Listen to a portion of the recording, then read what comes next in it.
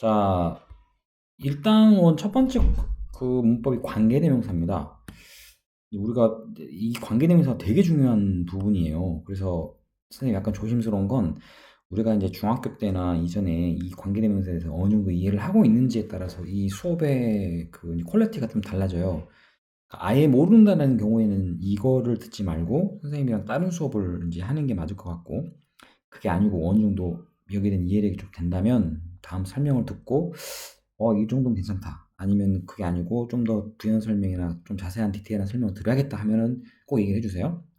자, 기본적으로 관계대명사라는 건 뭐냐? 굉장히 여러 가지가 있습니다. 보다시피 주격이라 써진 것도 있을 거고, 목적격, 소유격 등등, 그리고 생긴 모양도 that도 있고, who도 있고, which도 있고, 종류가 굉장히 많은데, 이 관계대명사가 기본적으로 하는 역할이 뭐냐 하면은 두 개의 절을 연결한다는 뜻입니다. 연결. 절이란 게 뭡니까? 라고 누군가 물어보면 절은 쉽게 말해서 문장이 문장. 주어와 동사로 이루어져 있는 이런 문장이에요. 그럼 두 개의 문장을 한마디로 연결하는 역할을 하는 게 관계대명사입니다. 일종의 접속사의 역할을 하는 거예요. 얘가 하는 역할이 두 개의 문장을 연결해주는. 그런데 일반적인 접속사랑 좀 달라요. 자, 이제 그 이유는 조금 이따 설명해 드릴게요. 자, 어찌됐든 머릿속에 이 관계 대명사라고 하는 게 어떤 역할을 하는지, 그건 두 개의 문장을 아주 자연스럽고 고급스럽게 연결하는 역할을 한다라고 이해해 두시면 되겠습니다. 자, 우리가 기본 이런 주격이 이런 설명을 하면 너무 복잡하니까 일단 있는 문제로 하나 만들어 볼게요. 자, 두 개의 문장이 있습니다. 나는 한 작가를 안다. 그녀는 많은 인기 있는 소설들을 썼다 지금까지라는 두 개의 문장입니다. 이거를 두 개를 연결을 할 건데, 자, 우리가 이제 고급스러운 관계 대명사를 이용하여 연결한다는데 제일 먼저 해야 될 순서가 있습니다. 자, 1번은요. 겹치는 단어를 찾습니다. 자, 첫 번째 문장에서는 writer가 겹치는 단어겠죠. 그리고 두 번째 문장에서 뭡니까? 그렇습니다. 앞에 쓰여있는 그녀라는 게 바로 이 작가를 가리키는 말이죠. 자, 일단 겹치는 단어를 우리가 이렇게 딱 찾고요. 두 번째는 앞 문장에 이 겹치는 단어 있잖아요. 이 단어를 우리가 소위 선행사라고 이름을 짓습니다. 자, 선생님 여기다 선행사라고 이렇게 적을게요. 자, 이게 두 번째입니다. 세 번째는요, 이제 두 번째 문장. 뒷문장, 두 번째 문장이 되겠죠? 제 문장에 그 겹치는 단어를 어떻게 해야 되느냐? 생략합니다. 중요한 건 생략을 하는데 그 위치를 잘 파악을 해야 됩니다. 자, 겹치는 단어, she라고 하는 이 단어죠. 우리는 얘를 어떻게 할 거다고? 이렇게 없앨 예정입니다. 그런데 그곳의 위치가 어디였느냐? 자, 두 번째 문장 보시면 얘가 당연히 뭘로 썼습니까? 주어로 쓰이고 있구나 라는 걸 알 수 있겠죠? 이걸 꼭 알아야 돼요. 이거 아주 중요합니다. 왜냐면 그 위치가 어디냐? 여기처럼 주어이면 그럴 때 이거 우리가 주격 관계대명사라고 부르고, 만약에 뒤에 목적어 자리에서 그게 들어가 있으면 이거를 목적격이라고 부릅니다. 세 번째로 생략되는 그 단어 위치가 소유격이 뭐죠? 라고 물어본 사람 위에 맞는데 그의 책이라고 쓸 때 바로 his 요게 소유격이에요. 이런 게 이제 우리가 쉽게 말해서 겹치는 단어여서 얘가 이렇게 생략이 될 이런 경우는 얘를 우리가 무슨 격 관계대명사? 소유격 관계대명사라고 부르는 거예요. 자, 지금 보면 되게 중요한 게 일단 두 문장에 겹치는 단어를 찾고 앞 문장에 겹치는 단어를 선행사라는 이름으로 이렇게 만듭니다. 그럼 두 번째 문장에서 겹치는 단어를 생략할 예정인데 그 생략되는 위치가 주어 자리면 주격 관계대명사라고 우리가 짓고, 두 번째 목적어 자리면 목적격, 소유격이면 소유격이라고 이름 짓습니다. 자, 그리고 이제 중요한 건 이때 여러분이 이제 보시게 되는 이겁니다. 우리가 주격, 목적격, 소유격, 소식이 뭔 말이 했던 이게 바로 이 말이에요. 만약에 생략되는 놈이 주어면 주격이겠죠? 그럼 얘를 대신해서 얘나 또는 얘나 얘 중에 얘는 겹치네? 한마디로 얘 세 개 중에 하나를 쓰시면 돼요. 소유격일 때는요. 요거 또는 요거를 쓰시면 되는데 아직 요거는 우리가 크게 신경 쓰지 마세요. 그다음 세 번째는요. 소유격이 아니고 목적어가 생략되면 목적격이라 해서 whom 또는 that, which 세 개 중에 하나를 고릅니다. 선생님 이 whom은 뭐예요? 자 원래는 whom인데 우리가 whom이라고 쓰는 이게 원래 정식 표현이에요. 그런데 문맥의 특성상 이렇게 줄여서 who라고도 사용을 합니다. 그런데 이거랑 헷갈리겠죠? 그죠? 똑같이 생겼으니. 그래서 우리는 되도록이면 연습할 때는 이 whom이라는 형태로 그대로 쓰는 걸 추천합니다. 그래야지 아주 안 헷갈리니까. 자, 그러면 일단 이 문장으로 돌아와서 생략되는 게 뭐예요? 주어죠. 그러면 이제 여기서 말했던 주격 관계대명사 쓰는데 중요한 건 그 아까 선행사라고 썼던 게 있죠? 선행사. 아까 이 선행사가 일단 정체를 파악해야 됩니다. 사람이냐? 아니면 사물이냐?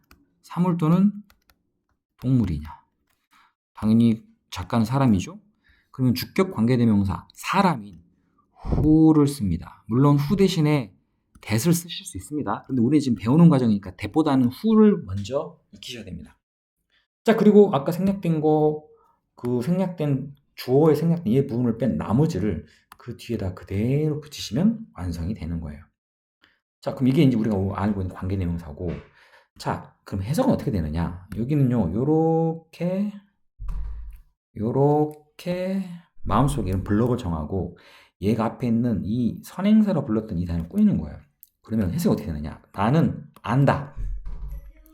많은 인기 있는 소설을 써왔던 한 작가를 이렇게 이 관계대명사가 들어가 있는 이 문장이 앞에 있는 선행사를 이렇게 뒤에 수식하는 형태로 해석을 하시면 됩니다.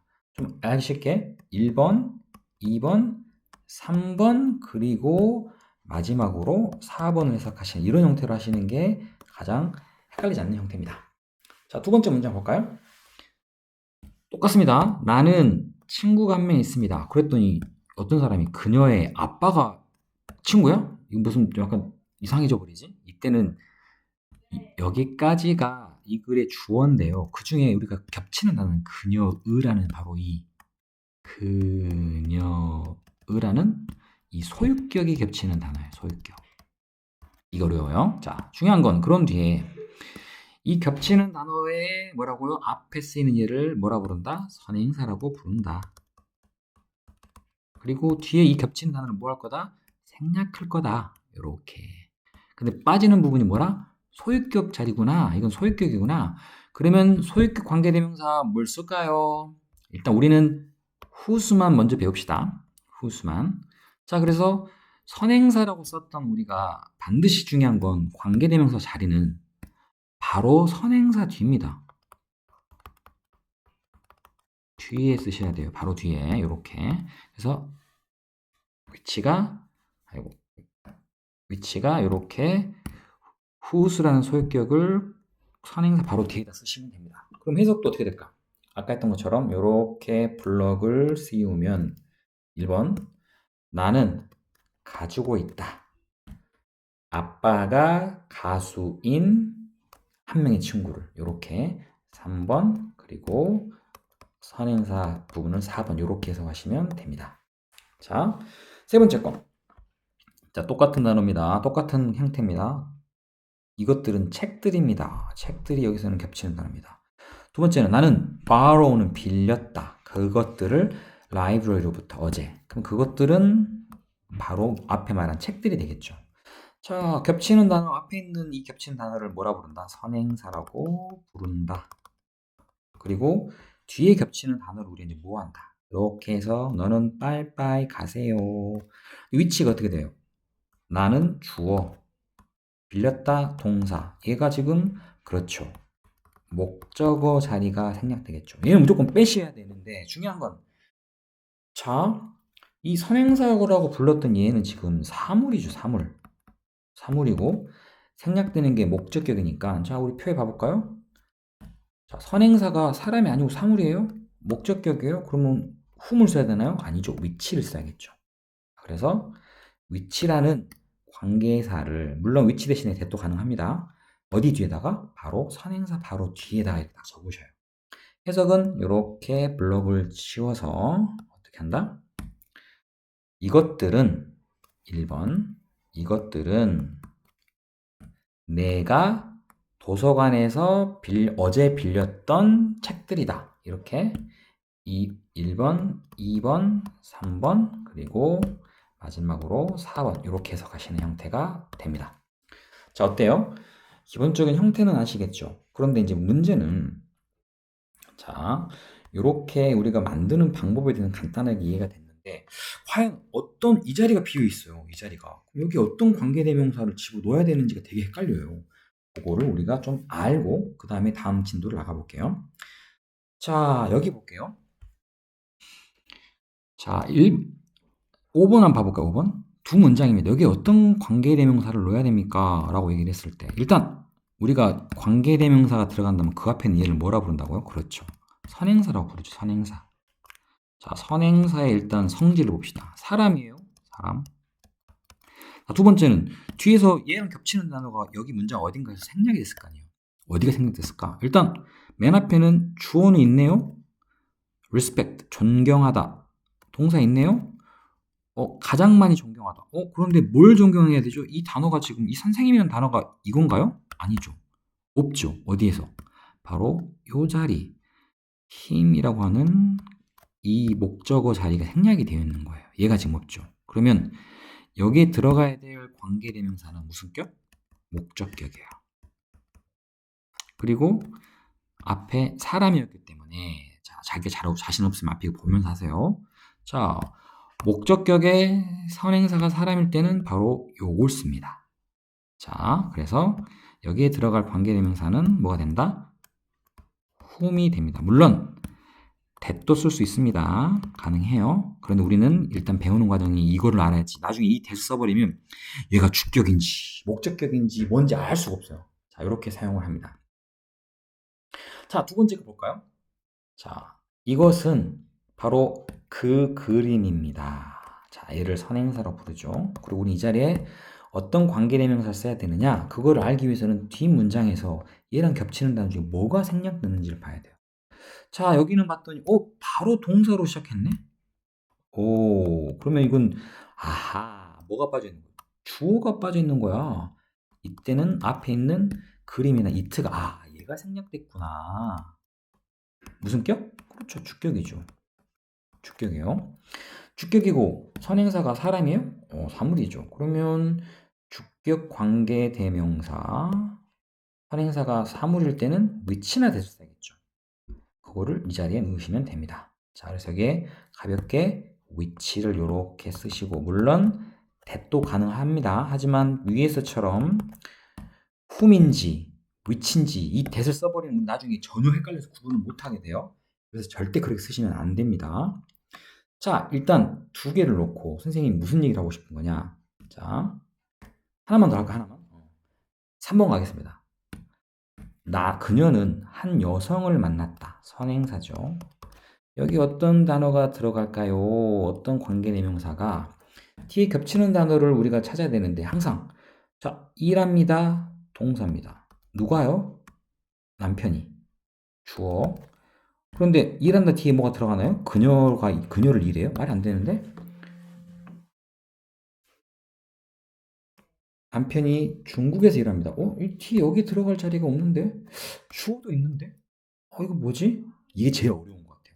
자, 여기는 이 여자가 들어갈 수 있는 자리가 husband 앞에 그녀의라고 하는 her이 들어갈 수밖에 없어요. 얘 뭐라 부르죠, 우리가? 소유격. 자, 일단 사람이고 뒤에 소유격이기 때문에 빠지는 단어 뭡니까? 소유격이고 선행사 사람이면 whose를 쓰죠. 그렇습니다. 그래서 여기에 whose를 이렇게 쓰시는 게 우리가 원하는 이 관계대명사의 정확한 쓰임입니다. 그런데 whose는 미안하지만 대수로 바꿀 수 없어요. 관계대명사 중에 소유격은 that을 쓸 수가 없습니다. 자, 이렇게 일단 만들어졌어요. 자, 선생님이 아까 무슨 얘기 했냐면 이렇게 선생님은 다 아니까 이렇게 만들어 집어넣지 내가 과연 이 자리에 모르는지 어떻게 알아요? 라고 얘기할 수 있죠. 이걸 지워볼게요, 여러분. 다 지우겠습니다. 자, 지우겠습니다. 왜 지우는지 설명해 드릴게요. 자, 우리가 자, 예를 들면 얘가 무슨 격인지를 우리가 여기에 뭐가 들어가는지를 뒤에를 보고 알 수 있어요. 왜냐하면 자, 여기에 들어가는 관계사가 뭐가 되느냐, 일단 무슨 격인지를 알아야겠죠. 그러면 뒤에 보시면 생략되는 게 어디 있는지 찾아야 돼요. 주어가 있고 동사가 있고, 그런데 우리가 respect란 동사는 누구누구를 존중하다는 말로 반드시 뭐가 필요하나? 목적어가 비어있죠. 이렇게 주어와 동사가 존재하고 뒤에 빠진 부분이 무엇인지를 보고 우리가 여기에 들어가는 관계대명사가 목적격이구나 라고 우리 알 수 있는 거예요. 자, 7번 같은 경우는 자, 뒤에 부분이 여기는 너무 쉽죠. 바로 동사로 시작하니까 얘는 누가 보나 주격인 거예요. 그럼 여기에 들어갈 관계대명사는 주격. 이렇게 우리가 판단할 수 있어요. 그런데 이제 문제는 바로 요거야. 소유격이 너무 어려워요. 소유격. 왜냐하면 소유격은 husband가 일합니다. 이건 빠진 게 아무리 봐도 없는데 라고 할 수 있을 만큼. 여기는 나는 존경합니다. 가장 많이. 뭘 존경해? 팔렸습니다. 뭐가 팔렸어? 이렇게 누가 봐도 뭐가 하나 비어 있어야 되잖아요. 그런데 소유격은 사실은 비어 있기가 어려워요. 그 이유는 왜냐면 얘가 만약 빠졌으면 주어가 빠진 거겠죠. 그런데 그것도 아니야. 그 중에 한 일부분만 이렇게 빠져 있는 경우다 보니까 소유격이 가장 찾기가 힘들어요. 자, 무슨 말인지 이해됩니까? 보통 소유격 같은 경우는 우리가 연습을 많이 해가지고 얘하고 뒤에 들어갈 단어와 관계를 좀 찾는 이런 연습이 좀 필요합니다. 하지만 주격과 목적격은 생각보다 쉽게 뒤에서 빠진 부분을 우리가 유추할 수 있죠. 문장이 불완전해요. 보다시피. 불완전한데 불완전한 부분 중에 빠진 부분이 무언지만 생각하면 주격과 목적격을 쉽게 이해할 수 있습니다. 좀 더 쉽게 얘기하면 동사로 시작해? 그럼 주격이겠죠. 주어 동사로 시작해? 그러면 목적격이겠죠. 이런 식으로 우리가 할 수 있다.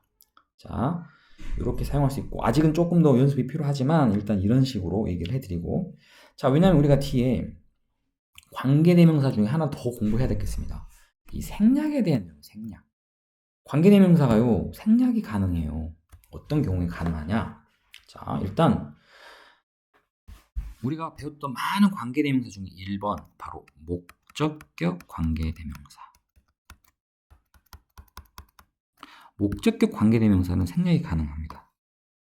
목적격 관계대명사가 뭔지 잘 모르시면 이거 관계대명사, 목적격 관계대명사란 건 자, 우리가 대표적인 게 뭐 whom이 있었고 또는 which가 있었고 that이 있었습니다. 아, 선생님 너무 어려워요. 나도 어려워. 그럼 어떤 경우냐? 자, 이 관계대명사 뒤가 주어와 동사가 반드시 들어가 있어야 돼요. 그리고 뭐가 비어 있어야 돼요, 뒤에. 이렇게. 이런 형태인 경우. 이럴 때 쓰는 관계대명사가 우리가 목적격입니다. 이럴 때 생략할 수가 있고, 두 번째는 주격인데, 주격을 생략한다고요? 주격만으로는 생략할 수 없어요. 주격과 함께 뭐가 들어있을 때. 바로 비동사가 사용이 될 때 이 두 개를 한꺼번에 생략할 수가 있어요. 자, 대표적인 예로 우리 책에는 안 나와 있네 지금. 비동사가 있으면 참 좋은데 없네 여기는 지금. 한번 찾아보면 좋겠는데 내 눈에는 안 보여요 지금. 자, 좀 이따 찾아볼게요. 이렇게 못 찾겠어요. 자, 목적격 주격인데 관계대명사가 주격과 비동사 같이 쓰이는 경우. 예를 들면은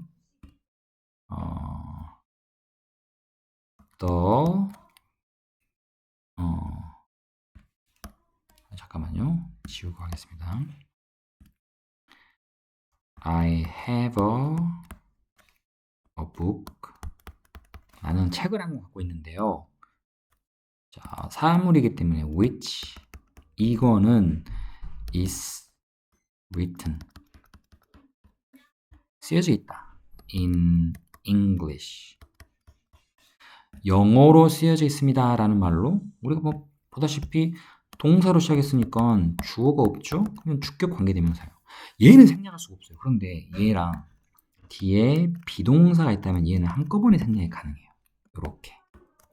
요게 두 번째.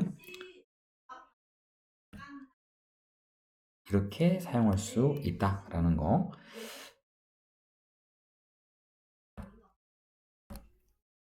자, 그리고 또 하나 중요한 게 있습니다. 자, 예를 들면 선생님이 봤는데, 자, 요 문장 볼게요. 자, 일단 두 개의 문장. who라고 하는 관계대명사를 기준으로 앞에 a girl이라는 선행사가 있고 뒤에 speak라는 동사로 시작했으니까 무슨격이에요는 당연히 지금 주어가 생략되어 있는 주격 관계대명사죠. 그죠? 여기까지는 큰 문제가 없습니다. 그런데 문제가 뭐냐면, 자, 이게 지금 어떻게 보면 시험에서 제일 많이 나오는 형태인데, 잠깐만요. 자, 중요한 건 지금 주어가 뭐가 빠졌을까요? 원래 이 자리에 들어갔어야 될 게 바로 girl이 이 자리에 들어가 있었겠죠. 겹치는 단어였으니까. 그럼 she라고 하겠습니다. 자, 얘가 지금 주어가 생략이 되고 대신에 관계대명사, 주격 관계대명사 썼어요. 자, 근데 주어와 동사의 관계를 한번 봐볼까요? 그녀가 있고 speak가 있는데, 자, 일단 문제는 이 동사의 시제가, 앞에 문장의 동사 시제가 일단 과거형이에요. 그러면 갑자기 여기가 현재형을 쓰는 것도 좀 말이 안 되죠? 자, 그래서 이 자리는 이제 기본적으로 speak가 아니고 문장의 내용상 spoke를 쓰는 게 맞겠죠. 자, 이렇게 무조건 관계대명사 들어갔다고 뒤에 부분 주격 관계대명사 들어갔다고 무조건 쓰는 게 아니고 이 문장과 잘 맞추셔야 돼요. 그리고 혹시라도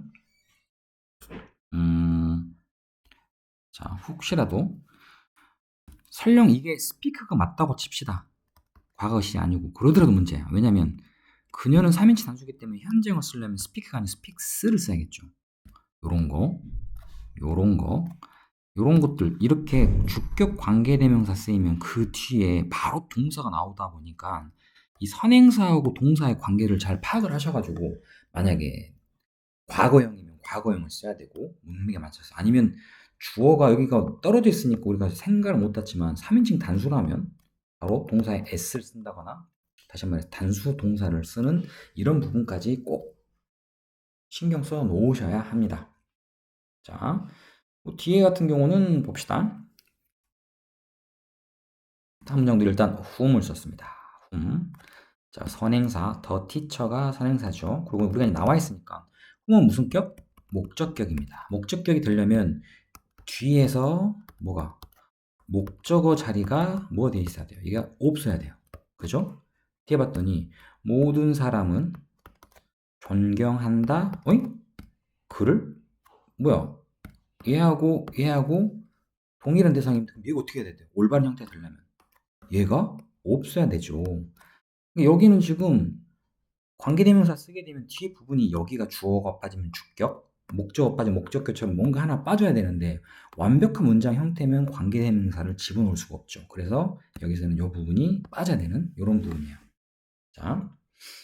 자, 일단 이 부분 하나만 더 할까요? 자, 여기도 a friend가 존재하고 who를 썼는데 who는 기본적으로 who일 수도 있고 whom일 수도 있습니다. whom을 줄여서 쓰니까. 그러면 주격이거나 아니면 목적격이어야 돼요. 주격이나 목적격이라는 얘기는 뭐가 빠져야 돼? 그렇죠. 주어가 빠지거나 뒤에 목적어가 빠지거나 둘 중에 하나 빠져야 돼요. 그런데 뒤에 뭘까요? 주어는 형이 주어 일합니다. 중국에서. 여기는 뒤에 뭐 더 들어갈 게 없는데? 뭐야? 그럼 주격이 되려면 얘가 빠져야 되는데 이것도 안 되고. 이 자리에 뭐가 들어가 있어야 되는데 여기는 원래 목적어가 필요 없는 그런 동사예요. 뭐야? 목적격도 안 되는 건데 이게 뭐야? 잘 보면 a friend를 보세요. 그녀는 친구가 몇 있는데 오빠는 누구야? 그녀의 오빠입니다. his나 또는 her이라는 누구를 가리켜요? 바로 이 친구를 가리키는. 그럼 얘가 빠지는 건지 뭐야? 우리가 알고 있는 소유격이죠. 소유격. 그러면 이런 경우에 소유격은 관계대명사 뭘 쓰죠? 그렇죠. whose를 써야지 올바른 형태가 되겠죠. 자, 이렇게 정리가 되어 있습니다. 자, 지금 우리가 상당히 긴 내용을 하다 보니까 좀 어려운 부분들이 없지 않아 있어요. 이거는 이제 방송 듣고 선생님한테 꼭 질문하시기 바랍니다.